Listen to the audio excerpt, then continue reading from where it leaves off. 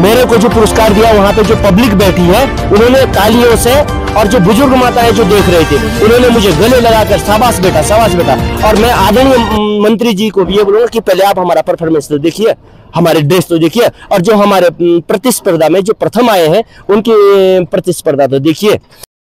साथियों प्रणाम, नमस्कार। आप देख रहे हैं पाठ संदेश और लगातार जो है क्षेत्र की विभिन्न समस्याओं से लेके जन सरोकार के जो भी कार्य हो रहे हैं तमाम खबरें आप तक दिखाने का हम प्रयास करते हैं।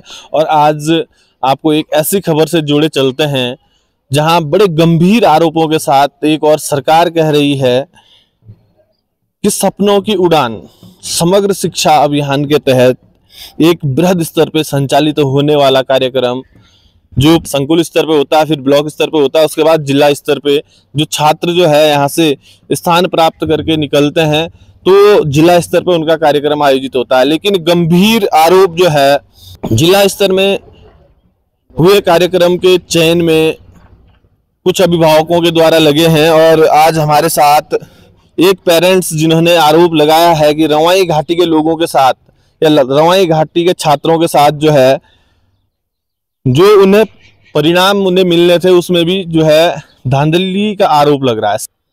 जी सर नमस्कार, आपका शुभ नाम? नमस्कार, मेरा नाम संजय बड़ोनी है। जी बड़ोनी जी, थोड़ा सा अपने बारे में, आप तो संघ पृष्ठभूमि से भी आते हैं। जी, मैं राष्ट्रीय स्वयं सेवक संघ का एक कार्यकर्ता हूं।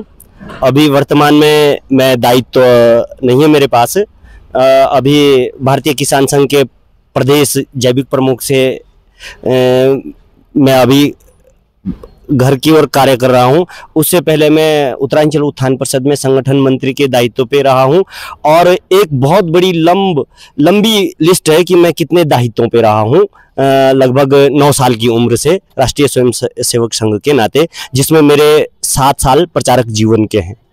बड़े गंभीर आरोप आपके द्वारा जो बताया जा रहा है, पूरा घटनाक्रम पहले तो आप बताने का प्रयास करें हमारे दर्शकों को कि क्या पूरा घटनाक्रम हुआ था जो एक और सरकार कह रही है कि जो समग्र विकास योजना के तहत जो है बच्चों के सपनों की उड़ान के तहत एक कार्यक्रम आयोजित हुआ, लेकिन आप कह रहे हैं कि रवाई घाटी के साथ जो है एक सौतेला व्यवहार हुआ है। मैं इससे पहले कुछ बताना चाहूँगा। चूंकि मैं विचारधारा से जुड़ा हूँ राष्ट्रीय स्वयंसेवक संघ की, और मुझे कई लोगों ने, विरोधी विचारधाराओं के लोगों ने भी मेरे से रोज कितने ही प्रकार की अब शब्द वाली बातें बोलते हैं। उत्तराखंड अभी गरीब है, जो ग्रामीण क्षेत्र है अभी उसके आर्थिक स्थिति सही नहीं है। हाँ, ये जरूर है कि जो नेताएं हैं वो जो है 1 साल में, 4 साल में, 5 साल में पता नहीं कैसे करोड़पति बन जाते हैं, ये मेरा विषय नहीं है। लेकिन जो लोग, समाज का जो अंतिम व्यक्ति है, जो गरीब है, मैं उसके लिए लड़ाई लड़ रहा हूं और ये लड़ाई जारी रहेगी। ये मैं कफन बांध के आज मैं, जब मेरे पे ये घटित हुआ है तो मैं निकल चुका हूं। आदरणीय जो धन सिंह रावत जी हैं, मेरे बड़े भाई की तरह मैं उनको मानता हूं। जब वो संगठन मंत्री हुआ करते थे तो मैं नगर प्रचारक हुआ करता था। हमने खिचड़ी कई बार एक साथ खा रखी है और कई संगठन के कार्यक्रमों में हम एक साथ हैं। अगर धन सिंह रावत जी आज मुझे जानने से इनकार करते हैं तो शायद वो उत्तराखंड के बारे में कुछ नहीं जानते हैं। और द्वारा जो संगठन के द्वारा जो कार्यक्रम आयोजित हुए, मैं उसको सहयोग करता हूं। इसीलिए मैंने अपने सहयोग किया था, अपने बेटी के साथ परफॉर्मेंस किया था। सौभाग्य से मैं वहां पे संकुल में प्रथम आ गया मेरी बेटी के साथ। उसके बाद जब किस स्तर पे होती है ये, तहसील स्तर पे, ब्लॉक स्तर पे जब ये प्रतियोगिता हुई तो वहां पे भी हमारा प्रथम ही हो गया, प्रथम आ गया। अब मैं जब जिला स्तर पे गया तो वहां पे सबसे पहले तो ये बात है कि यमुना घाटी, गंगा घाटी बहुत दूर है। यहाँ से जिस प्रकार से हमारे नन्हे मुन्ने बच्चों को उल्टी कर करके उनको इतना बड़ा सफर करके वो कार्यक्रम वहाँ आयोजित करवाया गया है। इससे पहले भी महिलाओं का कार्यक्रम वहाँ आयोजित किया गया था, जब मुख्यमंत्री जी एक भाषण सुनने के लिए न जाने कितने वो स्वास्थ्य की बलि देनी पड़ती है, स्वास्थ्य खराब हो जाते हैं। तो जब हमने वहाँ कार्यक्रम में हम भाग ले रहे थे तो वहाँ पे जो लोग निर्णायक मंडल है, तो जो निर्णायक थे, सबसे पहले तो निर्णायक मंडल पे तो सवाल उठेगा ही, लेकिन जो लोग वहां पे 5 मिनट का समय दिया जाता है। सबसे पहले जो मेरे विपक्ष में जो प्रथम आई हैं हमारे साथ, प्रथम निकाला जिनको, सबसे पहली बात है वो तो 4 लोगों का ग्रुप था। वो माँ है कि बेटी है कि बहन है कि बुआ है क्या है ये हमको पता नहीं है। 4 लोगों को प्रथम निकाला गया जो जिन्होंने पार्टिसिपेट किया। दूसरा यह है कि उन लोगों को पूरा का पूरा 10 मिनट या 15 मिनट दिया गया और मैं और मेरी बेटी जब परफॉर्मेंस कर रहे थे तो हमको केवल 5 मिनट हुए नहीं, मेरा एक अंतरा भी पूरा नहीं, तब तक उन्होंने स्टॉप करवा दिया, वो भी दूसरी बार। और पहली बार जब माननीय विधायक जी वहां पे आए थे तो विधायक जी के आने के बाद मुझे और मेरी बेटी को और मेरे विद्यालय के एक अभिभावक और उनकी बेटी को वहां नाचने गाने के लिए उनको नाचने के लिए बुलाया गया और मुझे गाने के लिए बुलाया गया। लेकिन हमने जब वहां पे नाचने गाने के बाद, तो हमारी प्रतियोगिता हो चुकी थी, प्रतियोगिता के अंतर्गत फिर हमको दोबारा क्यों करवाया गया? किसी भी पार्टिसिपेट से दोबारा नहीं। जब दोबारा कराया गया तो हमको पूरा समय दिया कि अगले को 10 मिनट दिया जा रहा, हमको ये दिया जा रहा, और अगले का ना तो नाम लिया जा रहा विद्यालय का कि ये विद्यालय क्या है और इनका नाम यह है। ऐसा क्यों नहीं हुआ है? यह मेरे समझ से परे है। मुझे आपके पुरस्कार की जरूरत नहीं थी। मेरे को जो पुरस्कार दिया, वहां पे जो पब्लिक बैठी है उन्होंने तालियों से, और जो बुजुर्ग माताएं जो देख रहे थे उन्होंने मुझे गले लगाकर शाबाश बेटा, शाबाश बेटा। और मैं आदरणीय मंत्री जी को भी ये बोलूंगा कि पहले आप हमारा परफॉर्मेंस तो देखिए, हमारे ड्रेस तो देखिए, और जो हमारे प्रतिस्पर्धा में जो प्रथम आए हैं उनकी प्रतिस्पर्धा तो देखिए। और फिर उसके बाद जब हमने प्रोटेस्ट किया है तो सामने पे तो घटना घट रही है, और जिला शिक्षा अधिकारी जी से हम शिकायत कर रहे हैं, और जिला शिक्षा अधिकारी लिख के दो। उतनी भीड़ में और वहीं पे हम सामने पे गलती हो रही है, वहीं पे हम उनको शिकायत कर रहे हैं मौखिक, वो करे लिख दो, और बाद में देखेंगे, बाद में देखेंगे। कार्यक्रम हो गया, बाद में क्या देखेंगे? कूड़ी देखेंगे अपनी, देखेंगे क्या बाद में?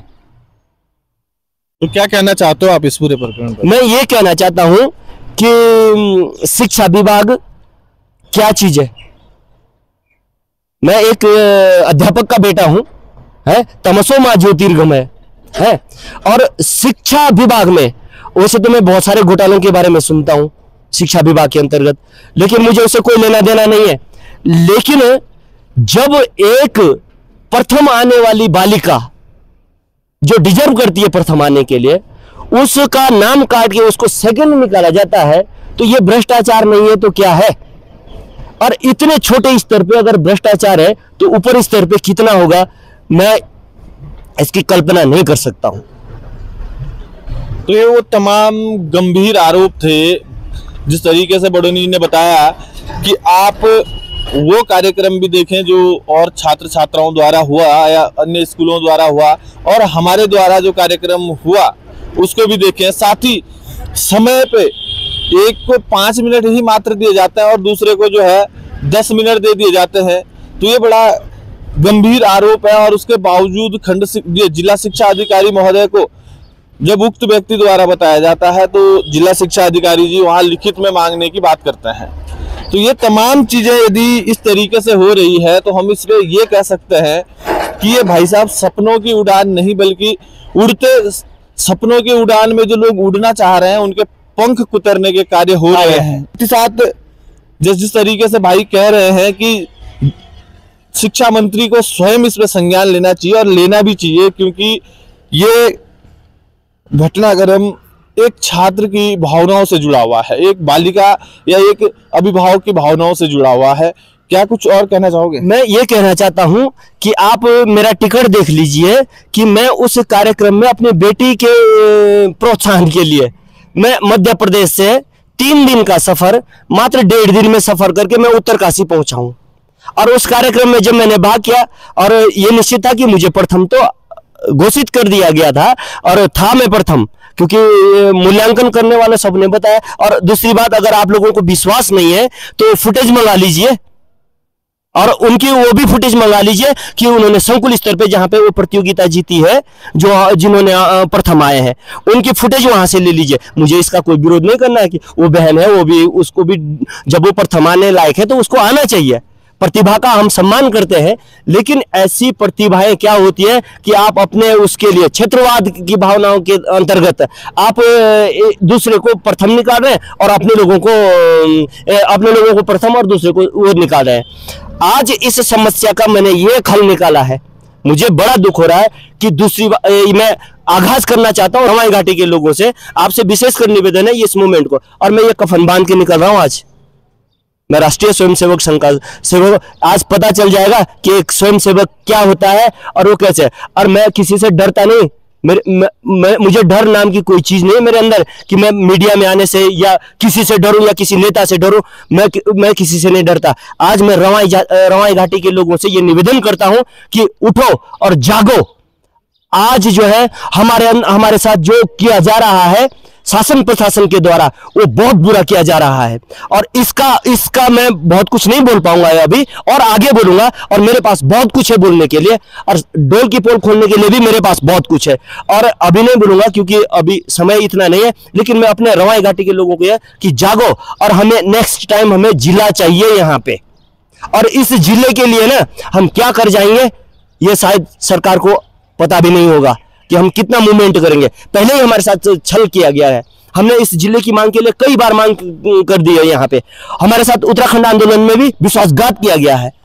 एक बड़ा दर्द वाकई भाई का कि किस तरीके से जिले स्तर की जो प्रतियोगिताएं होती है, हमारे रवाई घाटी के बच्चे हों, बड़े हों, बुजुर्ग हों, प्रतियोगिता ही नहीं अन्य ऑफिशियल जो वर्क होते हैं उनके लिए जो है रवाई घाटी के लोग आराकोट बंगाण से लेके मोरी के फतेह पर्वत, पंचगाई पट्टी से लेके आप डामटा तक के लोगों को जब वो लोग उत्तरकाशी तक जाते हैं, दौड़ लगाते हैं, किन परिस्थितियों में, किन हालातों में वो लोग जाते हैं, कितना उनका खर्चा होता है, एक बड़ी पीड़ा भाई ने रखी। तो आप सभी दर्शक भी अपना प्यार, सहयोग, आशीष प्रदान करें। तो साथ ही बने रहें पहाड़ संदेश के साथ। प्रणाम, नमस्कार, धन्यवाद।